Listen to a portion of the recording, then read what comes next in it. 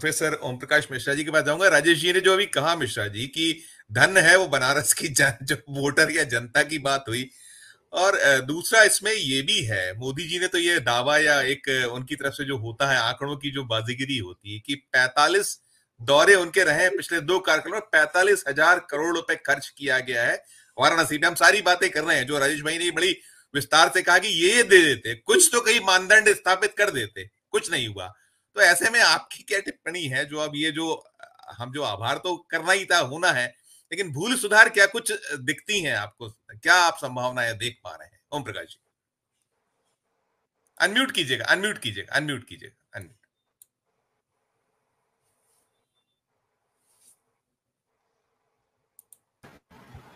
हाँ कर दिया मैंने, कर दिया, कर दिया।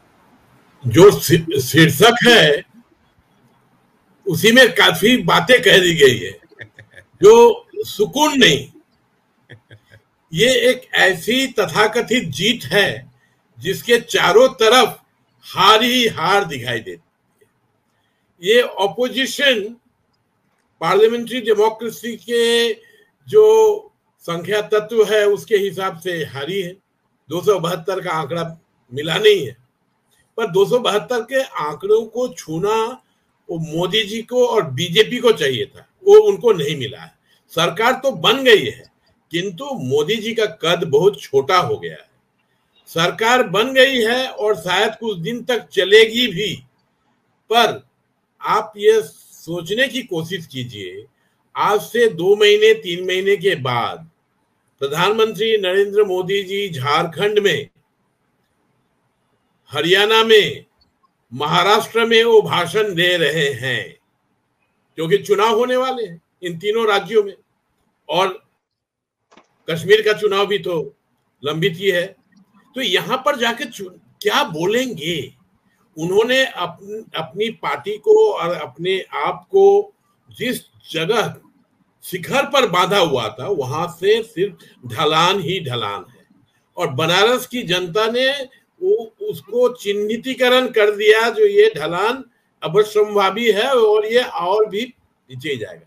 मैंने सुना है कल और विस्तारित रिपोर्ट आएगी, जो कुछ भी उत्साह नहीं है, नहीं था, इसीलिए नहीं है क्योंकि बीजेपी की पार्लियामेंट्री पार्टी की मीटिंग नहीं हुई है। नहीं है। देखिए, हर एक पॉलिटिकल पार्टी रजिस्टर्ड होता है, पॉलिटिकल पार्टी कॉन्स्टिट्यूशन किंतु पॉलिटिकल पार्टी को रिकॉग्नाइज नहीं करता है, इलेक्शन कमीशन करती है, अलग कानून है। तो हर एक पॉलिटिकल पार्टी का किंतु पार्लियामेंट्री पार्टी का लीडर होता है, मीटिंग होती है। कहाँ हुई मीटिंग? ये सब कुछ व्यवस्थित है, और मैं उन लोगों से बिल्कुल सहमत नहीं हूं जो ये कहना चाहते हैं जो कुछ विभाजन है, कुछ लोगों में नाराजगी है। कुछ नहीं है, सब व्यवस्था के साथ इतने अच्छी तरह से, इतने बुरी तरीके से जड़े हुए हैं जो ये लोग चाहते हैं जो मोदी रहे, गवर्नमेंट रहे। इसीलिए एक भी व्यक्ति, not a single soul from the 240 BJP parliament Lok Sabha member, एक ने भी कुछ नहीं कहा। ऐसा क्यों हुआ? नहीं, भी मौका भी नहीं मिला, ऐसा मौका भी नहीं मिला है प्रोफेसर साहब। सॉरी, मैं इससे सहमत नहीं हूं। इसीलिए नहीं हूं क्योंकि पार्लियामेंट्री पार्टी की मीटिंग बुलाई जाए, ये बात बोलने में तो कोई दिक्कत है नहीं। ठीक, सवाल ये सोच रहे हो मीटिंग होगी हो लेंगे।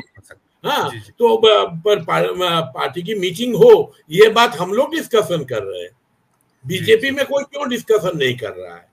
उसका कारण क्या है? जो ये कंप्लीटली इन्वॉल्व हो चुके हैं गवर्नमेंट में, और हर एक कोई का जो हाथ है किसी ना किसी तरीके से गंदगी में और करप्शन में जुड़ा हुआ है। आज आप देख लीजिए, गवर्नमेंट वीक हो गई है। हर एक 7 दिन 10 दिन के अंदर नए नए खुलासे होंगे। अंतरराष्ट्रीय स्तर पर भारत की अवस्था बहुत ही शोचनीय है। यह मेरा अपना विषय है, कभी प्रधानमंत्री डॉक्टर मनमोहन सिंह के नेशनल सिक्योरिटी एडवाइजरी बोर्ड में भी था। आप लोग ये जान लीजिए, डंका नहीं बज रहा है, इंडिया पोजीशन हैज वीकेंड। आपका अनम्यूट हो गया, आवाज शायद आपकी चली गई है। अनम्यूट हुआ है आपका, अनम्यूट हुआ है।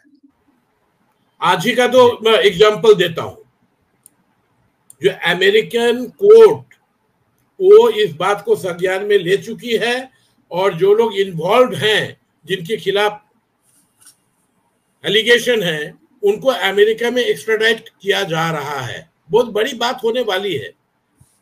आज ही ऑस्ट्रेलिया में सनसनीखेज रिपोर्ट निकली है, जो कि हमारे देश के खिलाफ ही है, और हम लोग दुखित हैं, व्यथित हैं। और ये आप जान के रखिए, जो राफेल और ये पेगासस, ये सामने आएगा ही। और ये जो स्टॉक मार्केट, जी, और ये जो स्टॉक मार्केट में जो भी हुआ है, दो अलग अलग फेज में जो भी हुआ है, ये सब कुछ किंतु इसके तार विदेशों से भी जुड़े हुए, वो भी सामने आएंगे। तो गवर्नमेंट ढलान पे ही है, और ये ऐसा ही होता ही रहेगा, और विपक्ष मजबूत ही होगा। आज आप देखिएगा विपक्ष में बिखराव नहीं है, क्योंकि जो लोग बिखराव करना चाहेंगे वो लोग, उन लोगों को खुद ही घाटा होने वाला है।